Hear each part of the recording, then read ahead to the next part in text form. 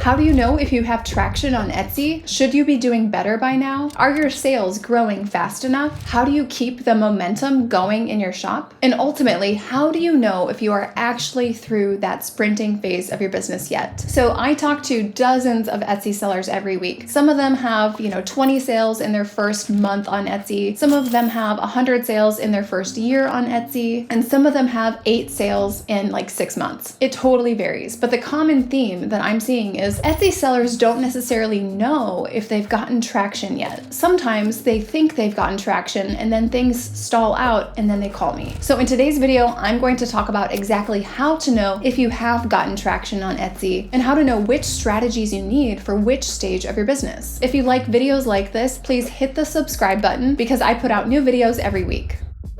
If you're new here, my name is Dylan Jarris and I'm an Etsy seller of about 7 years. I've sold over $1.5 million in revenue on the platform, over $1 million in profit because that's what matters, right? And I also sell on Amazon and Shopify. My entire background is corporate e-commerce. I worked for companies like Zappos and Zulily, and now I teach Etsy sellers just like you how to scale their businesses. So I'm working with over 900 shops right now in the last 9 months. And if you're curious what it's like working with me or you want to see their results, definitely check out the testimonials and student results down below. But in this video, I'm going to talk about getting traction. And you know what? This video is not just for new shops because sometimes you are an existing shop that's been on Etsy for 10 to 12 years. You had good momentum, things maybe really slowed down, and now you're trying to increase sales again and regain traction. So this isn't just for people who are getting traction for the first time. This video is also for people who are trying to regain traction or maybe just increase their overall momentum. I find that sometimes people are okay with the traction they've seen in their first couple months on Etsy, and they're thinking that it's just going to increase from there. The problem is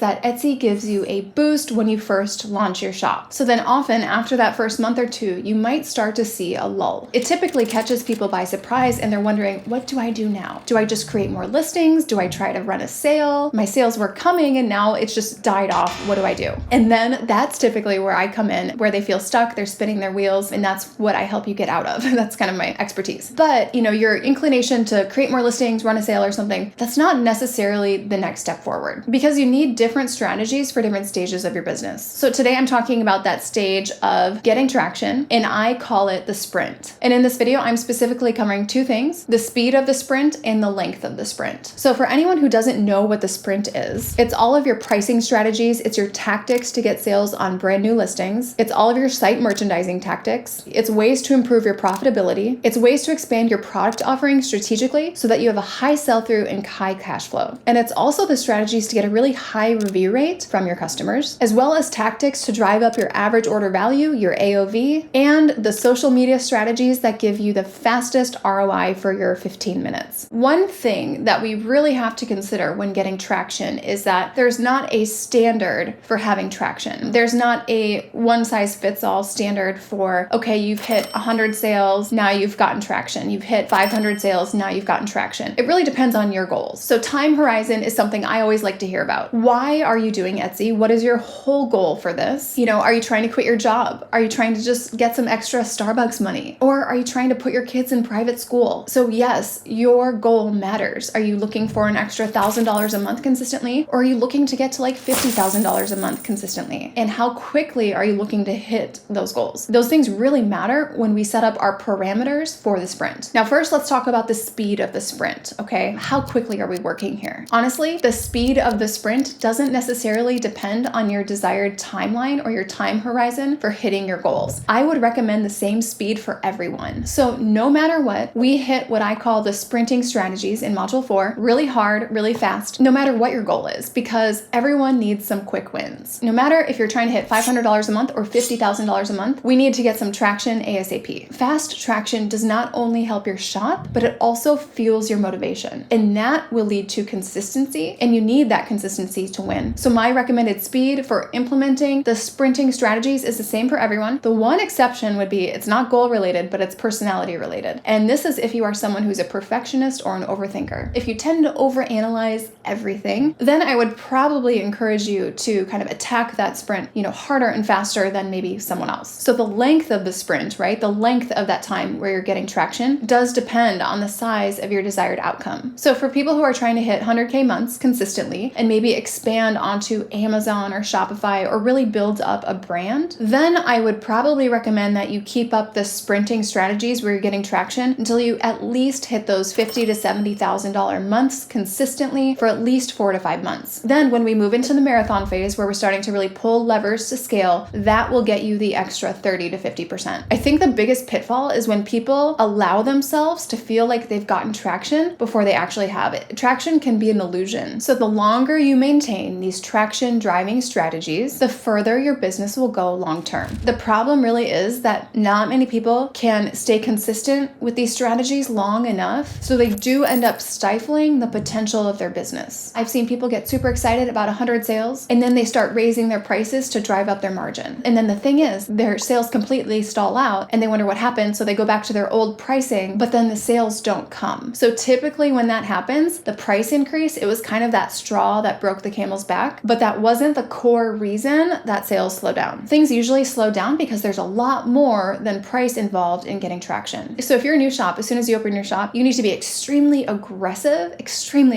with those sprinting strategies to maximize that boost that Etsy gives you. And that's going to give you like a platform of momentum to jump from once the algorithm stops boosting your shop for newness. So if you're an Etsy shop and you're about a month or two in and you're wondering if you've gotten traction, my answer: probably not. Do not allow yourself to believe you have. And why is that? Because 9 times out of 10, you're probably not layering in advanced strategy after advanced strategy week after week during the months 1 through 4. Most people kind of get that boost in month 1 and feel like they kind of are going to ride that wave, but that wave ends. So most likely months 3 and 4, you're still doing what you did in months 1 and 2 because it worked in months 1 and 2. You need to layer in more advanced strategies every week. Most of the time, the very first time that you feel like, okay, I've gotten traction, it's an illusion, I would be layering in advanced strategy after advanced strategy week by week to really strengthen your foundation and lock in that momentum. Of course, I have to say this here, but do not do any advanced strategies when you have unoptimized listings. Any strategies that you put into place when your listings aren't optimized, it's pretty much a waste of your time. Prioritize optimization before you do any of the sprinting strategies. When I give you in module 3 is all of the optimization. So it's how to build high converting listings. So if your listings aren't high converting, don't waste your time trying to drive traffic to them during the sprint. That return on your effort will just be fractional. So let's get into some examples of what I would do for some shops when they are trying to get traction. So let's take a look at this shop. This shop has over 100 sales. They have no branding. They have 247 listings, and then they have 32 reviews. Their oldest review is from 2022. So it looks like this shop probably started this year, and they already have 100 sales, 247 listings. Now, the interesting thing about the shop is it is not at all optimized. It's a gift shop, so they are selling physical items from $7 up to $35, but none of the listings are optimized. The SEO is completely missing, and I'm shocked that they even converted 100 people. Yeah, they're missing everything. The description, it's not optimized for mobile or desktop. It's completely missing the 10 different types of listing photos to convert people. So for me, the fact that they got 104 sales, that's kind of I wouldn't call it a miracle, but it's very lucky that they got that. So I would say they are not at all through the sprint. I would go back to optimization and then start inputting the sprinting strategies. For this shop, let's say this person is trying to replace their income as a software engineer. I don't know how much they make, but let's say they want to make like 200, 300,000 a year. Let's say that means they need 500,000 in revenue per year.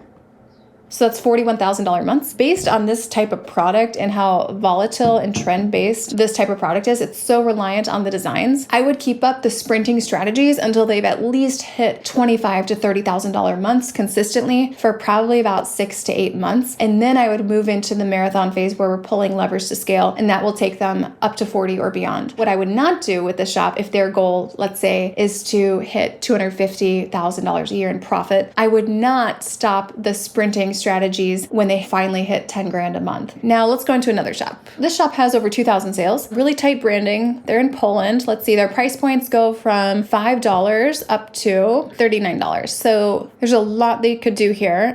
This is, really going to be a volume play for this type of a shop. But if they actually have the skill set to do this type of macrame, I would be focused on scaling with a wider variety of items. So I would reset the product mix with this as they're doing the sprinting sprinting strategies, so they have different products with different purposes. There's 3 types of products that they're really, really missing that would help scale their revenue faster. They have a lot of products in here that's going to help scale their order number, but if you're selling $5, $10 items, it's really going to be hard to hit your income goals, and you're going to have to keep up the sprint until you're hitting maybe 500 to 1,000 orders per month. I don't know how sustainable that is depending on how big of a team they have. I would rework the product mix and then attack the sprinting strategies all over again. So with this shop, they have over 2,000 sales, but I highly doubt that they're hitting their income goals just because their price points are so low, and they've been on Etsy since 2021, so they should really have more sales than that. It looks like a one-person show. It doesn't look like there's other team members in the shop. I would guess she's wanting to make more than what $5 to $10 items can get her. So I would be resetting the product mix, filling out those 3 extra types of products to have that are going to help scale her revenue. And then I would be putting the sprinting strategies aggressively once she has those extra items in her product mix, putting those sprinting strategies into her current mix. Her price points are so low that if she's hand making all of this, we don't want her to become the constraint here. So we don't want her to become the bottleneck, her bandwidth to do the production. I would basically get her hourly wage up with some different types of items before inputting the sprinting strategies so that she's getting traction with different items that are going to take her less time. She'll be able to get a lot further, a lot faster if she mixes in some other products. All right, now this shop, this is a digital shop based out of Australia. It looks like they have about 1,000 sales. It looks like they have some add to carts, some bestseller listings, totally missing the branding though, totally missing SEO, and they have only 112 listings. So, when you're selling items that are $1.70 up to $3.68, okay, you're in the volume play game here. If you are trying to make full-time income on this, I would immediately rework your product mix. You either have to be prepared to get to over 1,000 listings ASAP or rework your product mix. You can still offer this type of item, just I would do it in a different way so that your average order value is much higher. So similar to the last shop, right? Seems like they're getting sales. Luckily, they're not doing production since it is digital, but it's going to be such a high volume of sales that they need. So what I would do is rework the product mix so the average order value is higher, and then start working on those sprinting strategies to get traction in the shop while the average order value is higher. Yeah, it's really going to help him scale a lot faster if he reworks the product mix before he starts putting in those strategies and driving traffic. So that's what I would do for him. And let's say his goal is to hit, $10,000 a month. Because of how kind of trend-based this type of product can be sometimes, I would keep up these sprinting strategies until he is at least hitting $8,000 to $10,000 a month. Just because at that level, it's not $30,000 to $40,000 a month. Your sales can be a little bit more volatile the lower your sales volume is. So for him, I would be aggressive, hitting those strategies until he's seeing $8,000 to $10,000 if his goal is about $10,000. So where do you go from here? How do you know if you have traction? It totally depends on your situation. One person who's gotten 500 sales in a month might have gotten traction, and another person who got 500 sales in a month, they might not have gotten traction yet. So I'd recommend different lengths of the sprint depending on your goals, but no matter what, I would hit these sprinting strategies hard, no matter how big you're looking to go, because that will motivate you. Motivation creates consistency, and consistency creates winners. So if you'd like me to go through your shop, I do have weekly coaching calls that are part of my coaching program where we pull open your shops and we go through everything. I give you a good game plan to follow, and then you can come back to a call the next week. We can touch base on how things are going and if any adjustments need to be made to that plan. And ultimately, that ensures that you keep pushing forward quickly through that sprint so that you do get traction and eventually get to the point where you can pull levers and scale, which,